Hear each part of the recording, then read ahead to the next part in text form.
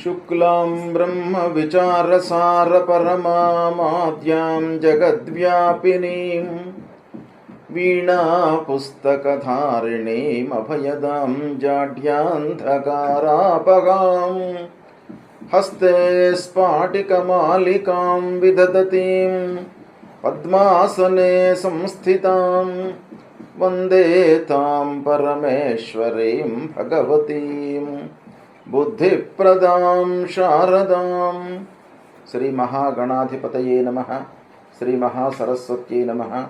శ్రీ గురుభ్యో నమః. 2025వ సంవత్సరానికి స్వాగతం. ప్రేక్షకులకు, శ్రోతలకు అందరికీ కూడాను 2025వ సంవత్సరము శుభాకాంక్షలు తెలియజేస్తూ, ఈ 2025వ సంవత్సరము అందరికీ కూడాను సుఖ సంతోషాలతో ఉండాలి అని చెప్పేసి ఆ భగవంతుణ్ణి ప్రార్థిస్తూ, 12 రాసులు ఈ సంవత్సరంలో 12 రాసులలో జన్మించినటువంటి వారికి ఈ 2025వ సంవత్సరంలో గోచార ఫలితాలు ఎలా ఉంటాయో తెలుసుకుందాం. 2025వ సంవత్సరంలో కన్యా రాశిలో జన్మించినటువంటి వారికి గోచార ఫలితాలు ఎలా ఉన్నాయో తెలుసుకుందాం. ముందుగా ఉత్తరా ఫల్గుని నక్షత్రం 2, 3, 4 పాదములలో జన్మించినటువంటి వాళ్ళు, హస్తా నక్షత్రం 1, 2, 3, 4 పాదములలో జన్మించినటువంటి వాళ్ళు, చిత్తా నక్షత్రం 1, 2 పాదములలో జన్మించినటువంటి వాళ్ళందరూ కూడాను కన్యా రాశి కిందికి వస్తారు. అయితే జన్మ నక్షత్రము, జన్మ రాశి, జన్మ తేదీ, జన్మ సమయము ఇలాంటి వివరాలు లేనటువంటి వాళ్ళు వారి యొక్క పేరులోని ప్రథమాక్షరాన్ని దృష్టిలో పెట్టుకొని రాశి నిర్ధారణ చేసుకొని తద్వారా ఫలితాలను చూసుకోవాలి. అయితే టో, పా, పి, పు, షణ్, నా, ఠ, పే, పో అనే అక్షరాలతో ప్రారంభమయ్యేటువంటి పేర్లు కలిగినటువంటి వాళ్ళందరూ కూడాను ఈ కన్యా రాశి కిందికి వస్తారు. అయితే ఈ కన్యా రాశికి ఈ 2025వ సంవత్సరం మొత్తం కూడాను ప్రభావితం చేసేటువంటి ముఖ్యమైనటువంటి గ్రహాలు గురు, శని, రాహువు, కేతువు. ఈ 4 ప్రధానమైనటువంటి గ్రహాలు. ఈ 4 గ్రహముల యొక్క సంచారము ఎలా ఉంది, ఏ రాశులలో సంచరిస్తున్నారు, ఏ స్థానాలలో సంచరిస్తున్నారు ఈ రాశిలో జన్మించినటువంటి వారికి, తద్వారా ఫలితాలు ఎలా ఉండబోతున్నాయి అనేటువంటి విషయంపై మనస్సు నిలుపుదాం. మొట్టమొదలు గురు భగవానుడు బృహస్పతి ఈ సంవత్సరము కన్యా రాశి జాతకులకు 14 మే 2025 వరకు 9వ స్థానం అంటే భాగ్యస్థానంలో సంచరిస్తున్నాడు. ఈ భాగ్యస్థానంలో సంచరించడం బాగా కలిసి వస్తుంది. చతుర్థ స్థానాధిపతి భాగ్యంలో ఉన్నాడు. ఈ కాంబినేషన్ కూడాను ఒక రకంగా యోగప్రదమైనటువంటిది. కాబట్టి ఈ 14 మే 2025 వరకు శని భగవానుడి యొక్క అనుకూలత కన్యా రాశి వారికి ఈ 2025వ సంవత్సరంలో బాగా ఉంది. తద్వారా ఎలాంటి ఫలితాలు ఉంటాయి అని అంటే, ప్రతి పనిలోనూ ఆశించినటువంటి ఫలితాలు ఉంటాయి. మీరు ఏది అనుకుంటే ఆ మేరకు మీకు ఫలితాలు కలిగేటువంటి అవకాశాలు బాగా కనబడుతున్నాయి. సౌభాగ్యవంతంగా ఉంటారు.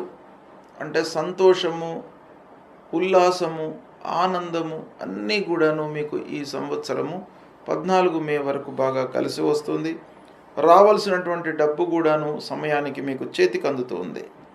నూతన గృహ నిర్మాణాది కార్యక్రమాలు చేపడతారు. నిర్మాణాది కార్యక్రమాలతో పాటుగా గృహప్రవేశాలు, కొత్త పనులు ప్రారంభించడము ఇలాంటి వాటన్నిటికి కూడాను ఈ సంవత్సరము 14 మే వరకు మీకు బాగా అనుకూలంగా ఉంది. అభీష్ట కార్యసిద్ధి, అనుకున్నవి అనుకున్నట్టుగా మీకు నెరవేరుతాయి. పిల్లల విషయంలో మీకు బాగా కలిసి వస్తుంది. పిల్లల చదువు, ఉద్యోగము, వాళ్ళ సెటిల్మెంటు, ఉన్నత విద్య కొరకై చేసేటువంటి ప్రయత్నాలు అన్నీ కూడాను మీకు సఫలీకృతమవుతాయి ఈ సంవత్సరం. స్థిర చరాస్తుల మూలకంగా ఆదాయం కూడాను ప్రారంభమవుతుంది. చేయు వృత్తి లోపల అభివృద్ధి, వ్యాపారం బాగా కలిసి వస్తుంది. ఇవన్నీ కూడాను 14 మే వరకు మీకు భాగ్యస్థానంలో బృహస్పతి సంచరించడం మూలకంగా కలిగేటువంటి ఫలితాలు. తదనంతరం 14 మే రోజున మిథున రాశిలోకి ప్రవేశిస్తున్నాడు బృహస్పతి.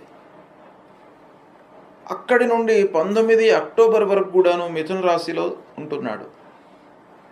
మిథున రాశిలో సంచారము దశమ స్థానం అవుతుంది. దశమ స్థానం గోచార రీత్యా కొంత ప్రతికూలమైనటువంటి స్థానం. అయితే చతుర్థ సప్తమాధిపతి దశమంలో ఉన్నాడు, 4వ స్థానాధిపతి దశమంలో ఉన్నాడు, సప్తమ స్థానాధిపతి దశమంలో ఉన్నాడు.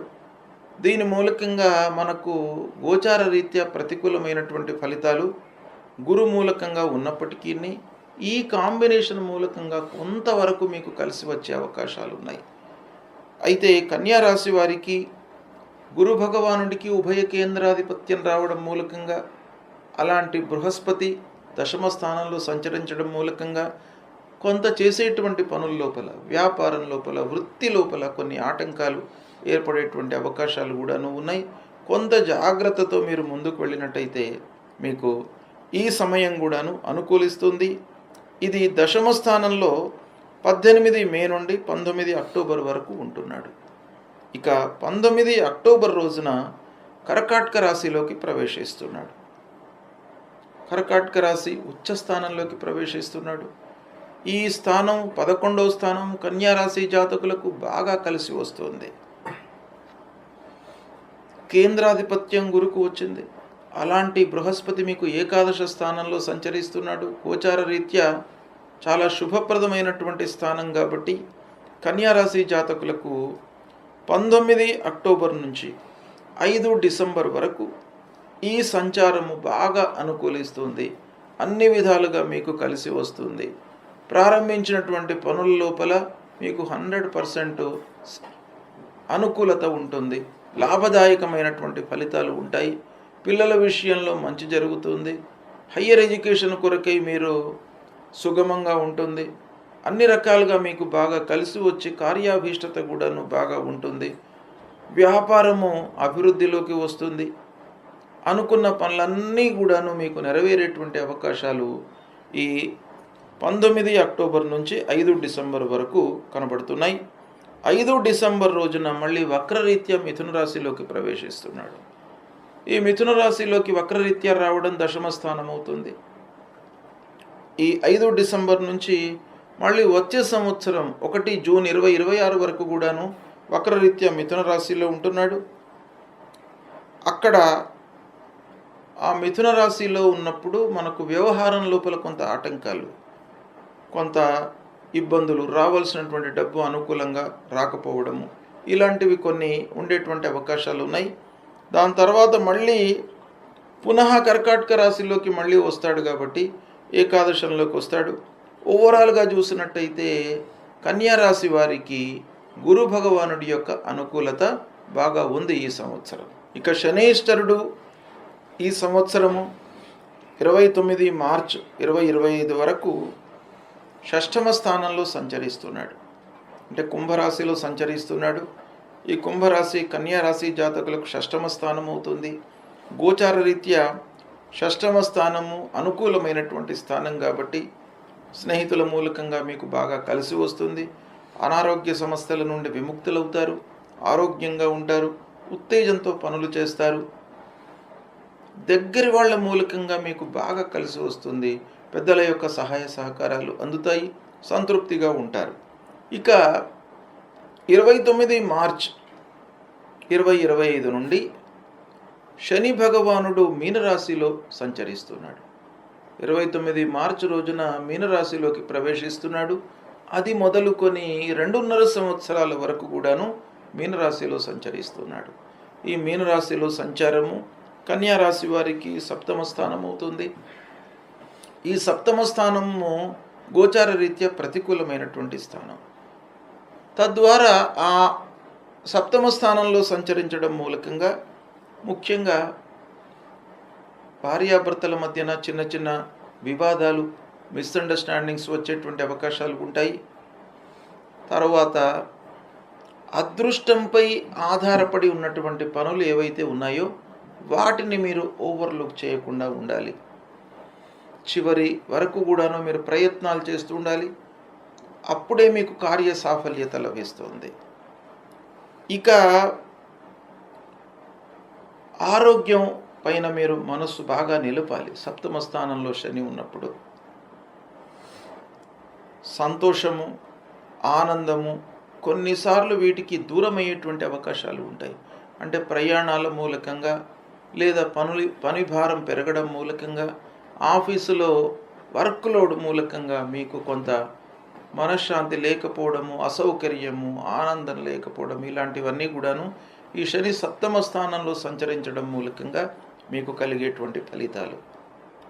ఇక రాహువు 18 మే 2025 వరకు సప్తమ స్థానంలో ఉన్నాడు. అదే సమయంలో జన్మస్థానంలో కేతువు కూడాను సంచరిస్తున్నాడు. కనుక 18 మే వరకు రాహుకేతువుల యొక్క అనుకూలత లేదు.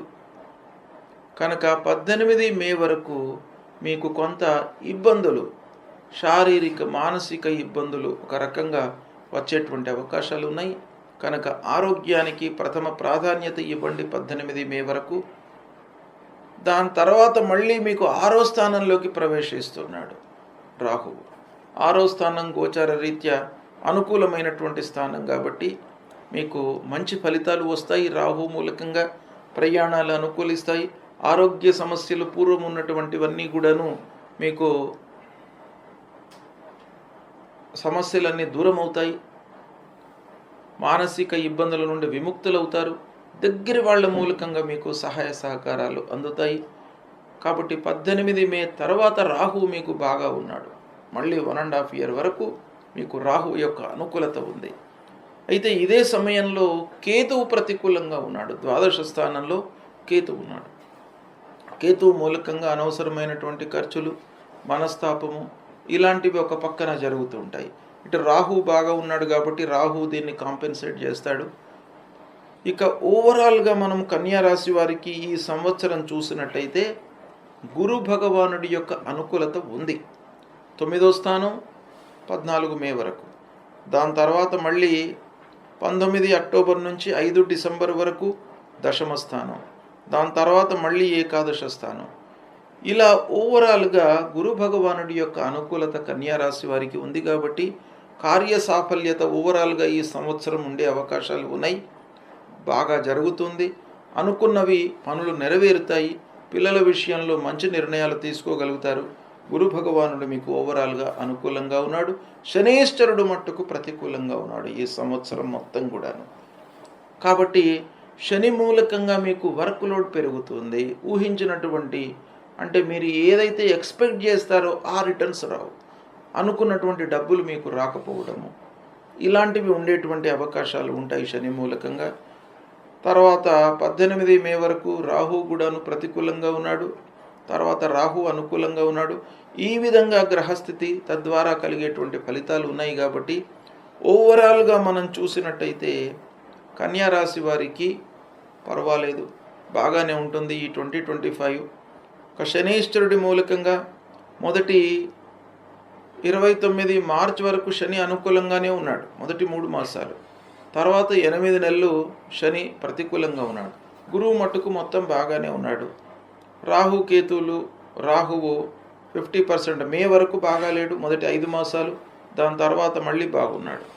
అంటే రాహువు బాగున్నాడు, గురువు బాగున్నాడు. కాబట్టి 60-70% మీకు ఈ సంవత్సరం అనుకూలంగానే ఉంటుంది. కాబట్టి ఈ సమయాన్ని, ఈ గ్రహస్థితిని, సంచారాన్ని మీరు సద్వినియోగపరుచుకున్నట్టయితే మీకు బాగా కలిసి వస్తుంది. విజయము చేకూరేటువంటి అవకాశాలు బాగా కనబడుతున్నాయి. అయితే కన్యా రాశి వారికి ఈ సంవత్సరం ఏ గ్రహాలు బాగా లేవు, ప్రతికూలంగా ఉన్నాయి అనేటువంటి విషయాన్ని మనం చూసినట్టయితే దశమ స్థానంలో బృహస్పతి కొంత ప్రతికూలంగా ఉన్నాడు. 19 అక్టోబర్ నుంచి 5 డిసెంబర్ వరకు ఉన్నాడు. కాబట్టి ఆ గురు ప్రీత్యర్థమై గురు జపం చేసుకోండి ప్రతిరోజు కూడాను.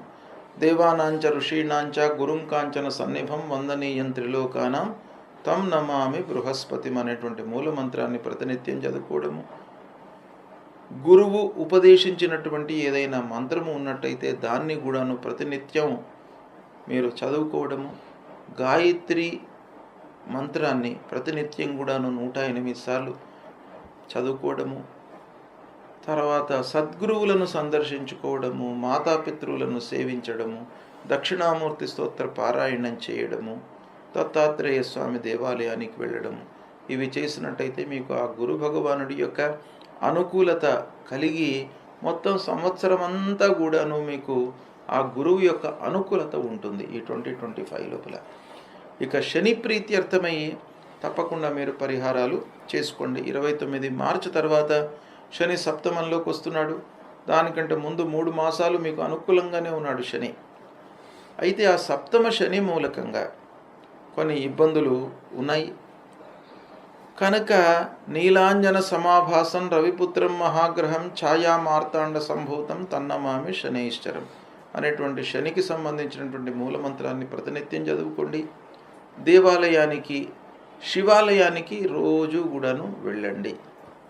ప్రతినిత్యం కూడాను శివాలయానికి వెళ్ళి ఆ శివాలయంలో ఉన్నటువంటి ఆ మహామృత్యుంజయుడి రూపంలో ఉన్నటువంటి ఆ శివుణ్ణి మీరు స్తోత్రం చేయడము, అభిషేచన చేయడం మూలకంగా మీకు అన్నీ కూడాను దోషాలు దూరమవుతాయి. తద్వారా మీకు మంచి ఫలితాలు కలుగుతాయి. అంతేకాకుండా ఆంజనేయ స్వామిని కూడాను దర్శించుకోండి. రాగి చెట్టుకు ప్రదక్షిణాలు చేయండి. దాంతో ఈ భయము, ఆందోళన ఇవన్నీ కూడాను దూరమవుతాయి. ఇక రాహువు 18 మే తర్వాత ప్రతికూలంగా ఉన్నాడు. అదే సమయంలో కేతువు కూడాను ప్రతికూలంగా ఉన్నాడు. కాబట్టి రాహు కేతువుల ప్రీత్యర్థమై అమ్మవారి దేవాలయానికి వెళ్ళడము, తర్వాత మహావృక్షాలు ఉంటాయి, రాగి చెట్టు, మర్రి చెట్టు, జువ్వి, మర్రి, ఇలాంటి వృక్షాలను సందర్శించుకోవడం మూలకంగా భగవంతుడి యొక్క అనుగ్రహం మీకు లభిస్తుంది. అవి చేయండి. తర్వాత అమ్మవారి దేవాలయానికి వెళ్ళండి. తప్పకుండా అమ్మవారిని సందర్శించుకొని 5 ప్రదక్షిణాలు చేసినట్టయితే అమ్మవారు అనుగ్రహిస్తారు. రాహుకేతువులకు సంబంధించినటువంటి దోషం పరిహారం అవుతుంది. ఈ విధంగా ఓవరాల్గా కన్యా రాశి వారికి గురు భగవానుడి యొక్క అనుగ్రహం చాలా ఉంది. రాహు యొక్క అనుగ్రహం కూడాను ఉంది. ప్రథమంలో శని కూడాను బాగానే ఉన్నాడు. కాబట్టి నేను చెప్పినటువంటి పరిహారాలను మీరు పాటించినట్టయితే ఓవరాల్గా మీకు ఈ సంవత్సరం కన్యా రాశి జాతకులకు 2025వ సంవత్సరం సుఖమయంగా ఉంటుంది. ఈ ఫలితాలను దృష్టిలో పెట్టుకొని మీరు కార్యక్రమాలు చేపట్టినట్టయితే శుభ ఫలితాలను పొందుతారు. శుభం.